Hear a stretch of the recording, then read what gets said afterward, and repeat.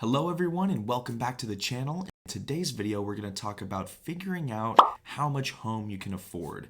Now this is very important to do before you start your search because otherwise you could end up in a situation where you can't afford your mortgage payments and that could lead to a lot of financial stress. So with that being said, let's jump into it right now.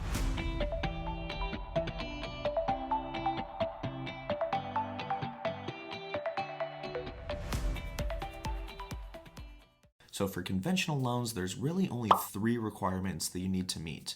You need to have at least a 3% down payment, which is 3% of the purchase price, a 620 credit score, and less than a 50% debt to income ratio.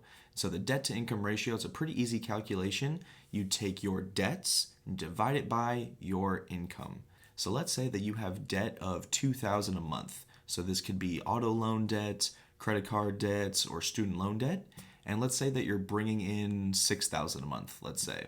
So 2,000 divided by 6,000 is 33%. Now 33% is less than 50%, so you are good to go on the debt to income ratio requirements for a conventional loan. So now that we know the requirements for a conventional loan, let's figure out what mortgage payments that you could actually afford. So for this next example, let's say that you are bringing in $12,000 a month, either by yourself or you and a partner. So $12,000 a month, let's say that you have debts of $2,000 a month. So overall, you're bringing in $10,000 a month. And so that means if your debt to income ratio has to be less than 50%, that means your mortgage has to be less than $5,000 in this case. So as long as your mortgage payment is less than $5,000, you should be able to get pre-approved for that loan. So when you buy a home, you're really not paying for a purchase price, you're really paying for a monthly payment.